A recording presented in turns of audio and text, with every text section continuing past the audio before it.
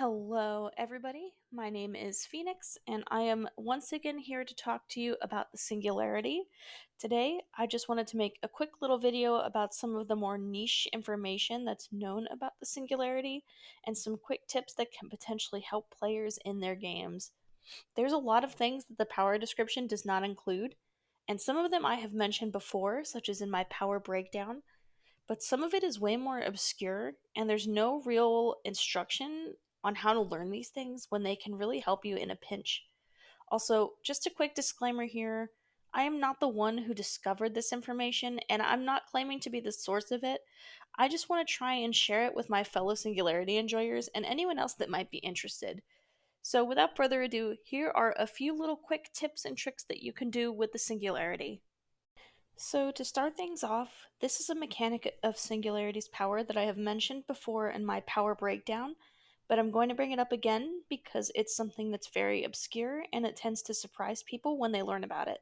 And it goes unnoticed by a lot of people. This time, I have the numbers to actually show it off for you. Singularity has a passive ability built into his kit where his overclock is extended by 1 second per slipstream survivor. His base overclock is 4.7 seconds. However, you will always have at least one person slipstreamed when you do teleport and you enter the overclock state. So, in fact, his base duration at a minimum without add ons is 5.7 seconds.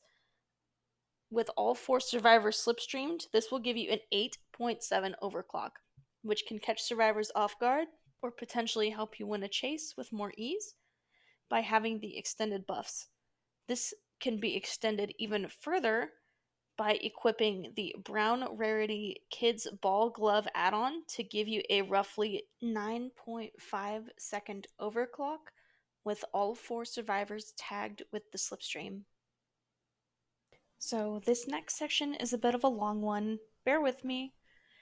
This general tip is a little bit more in depth and it can definitely vary from map to map. But when it comes to playing the Singularity, EMPs definitely tend to be a bit of a pain point for some people. So, something that you can do to manage them and help keep the EMPs a little bit more under control is to actually keep your eye on the EMP printer crates with your biopods.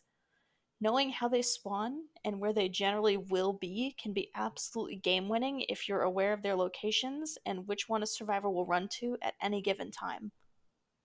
The printer crates do have some logic to where they will be. There will always be four of them on the map, and some maps seem to have almost guaranteed spawn locations, while some are a little bit more erratic, but generally there will always be one in every corner of the map. Some examples of guaranteed crate spawns are on Dead Dog Saloon, which can have a printer crate at any of these possible locations. The top four of the saloon, if it does not spawn there, I have found it right here in the middle of the crossroads. Across the street from the saloon, either in front of the building, or sometimes it will be upstairs on the balcony behind the building. Inside of the shack, behind the windmill, in the back corner behind the gallows. This one seems to be pretty rare, as I couldn't get it to trigger in customs, but I have definitely seen one spawn out here before. I suspect it changes if the survivors bring chest offerings like the shiny coin, but I could not replicate this in a custom lobby. This example is very consistent though, and you can pressure boxes very easily on this map by leaving your biopods near them. Garden of Joy also has extremely consistent spawns, uh, some of the most consistent, if not the most, that I've personally seen.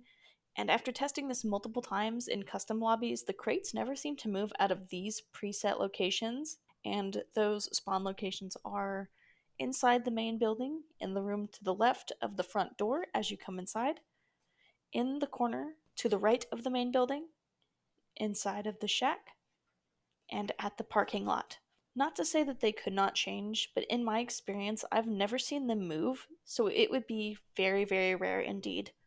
Now, the last map that I'm going to talk about is an indoor map, which is Raccoon City Police Department, or RPD, specifically the East Wing variant.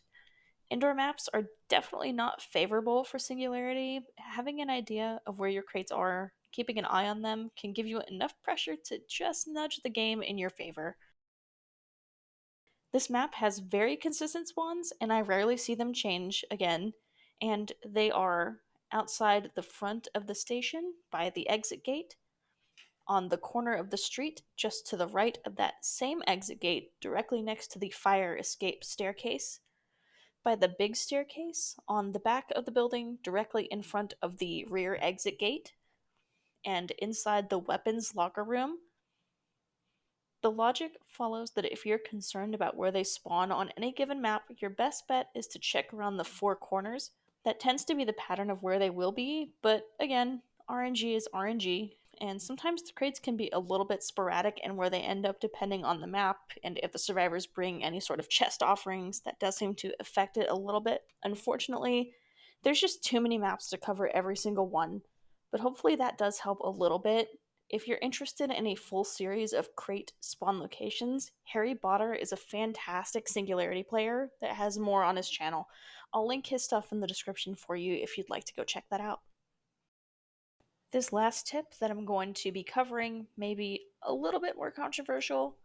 This is technically not an intended mechanic and could be considered a bit of a cheese strategy, but I'm going to showcase it nonetheless because it can be very, very useful. But use it at your own discretion, as it might be patched out someday. This is known as the camera tech or just the cam tech, and it's basically a way to bypass the cooldown of the biopod after applying slipstream to a survivor, so you can immediately teleport to them before they have a chance to get out of range. It's very easy to execute, but it is a little bit dependent on the survivors.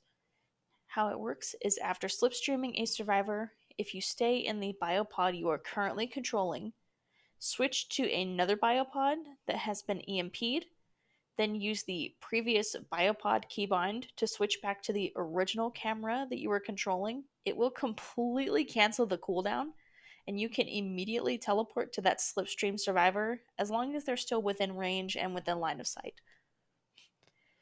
Being able to do this as quickly as you possibly can is the idea. While a little bit niche, it can potentially get you a quick down that you would not have gotten otherwise, and makes Singularity much, much more fast paced and lethal. So that's all that I have for you today. I hope you find this information useful and maybe get the chance to apply this knowledge to your next games. I really appreciate anyone who takes valuable time out of their day to watch my stuff. It really means a lot to me. Let me know if there's anything else you'd like to see from me, be it gameplay or mini guides, crate spawn locations. I'm happy to make a series out of that if anybody wants that information out there. I'm happy to provide what I can. Thank you all again, and have a wonderful rest of your day.